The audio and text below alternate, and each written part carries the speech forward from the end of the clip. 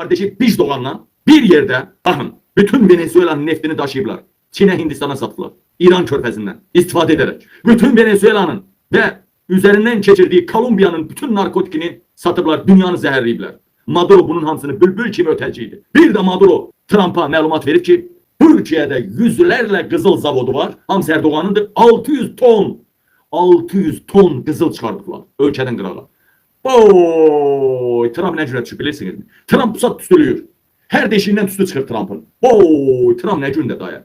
İnan dünən Trump deli kimi oynuyor belə əsəbinlə. Ay göstərim size. Ay bu söhbəti eşidəndən sonra Trump ne cürət düşdü. Ay qadanı salayım sizin. Oo, meymuna döndərdilər Trump'ı. Gəlin baxın. Trump deli olubdu.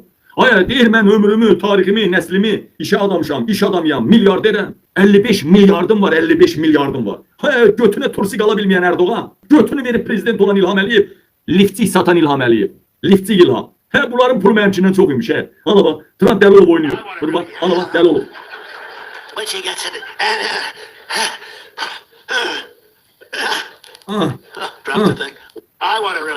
Trump deli olup açıyor. Buna bak. Maduro açıkladı ha. 600 ton kızıl çıkardı. Türkiye'nin her yerinden kızıl çıkar. Kim çıkardırmış? Erdoğan. Kaçırdı ülkeden. Hatta Maduro ediblərə sərvətin hardandır bu qədər sərvətin? Nə desə yaxşıdır. Mənim də deyir Türkiye'de kızıl çıxardan şirketlerim var. Oo! Trump tüstülüyübdür. Erdoğan'a ne deyib? Erdoğan'a ne desə yaxşıdır dünən? O balaca küçüğünlə, belə də deyib ha, balaca küçüğünlə. Ne kadar neft satmışsınız bilirik. Venezuela nefti. Sanksiya.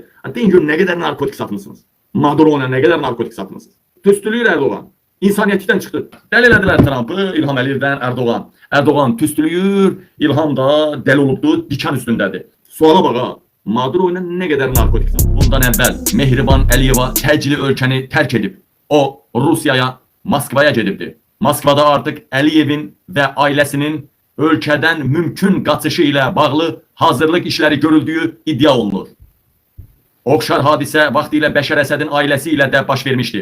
Bəşər Əsəd də əvvəlcədən həyat yoldaşını Rusiyaya göndərmişdi. Rusiyada onun ailəsi üçün lazımı tədbirlər görülmüşdü. Qalmaq üçün yerlər hazırlanmış və təhlükəsizlik şəraiti təmin edilmişdi. İndi isə eyni senari ilə İlham Əliyev tərəfindən də tətbiq olunur. Belə ki İlham Əliyevin həyat yoldaşı Mehriban Əliyeva Moskvaya göndərilibdi və orada mümkün qaçış üçün hazırlıq işləri aparılır ki, lazım olan anda Əliyev ailəsi Rusya'ya hazır şəraitle təmin olmuş yerlere kaçırılsın. Düzdür, Əliyev ailesinin Rusya'da çoxlu villaları ve malikanələri var. Lakin təhlükəsizlik baxımından bu mülklərin riskli olduğu bildirilir.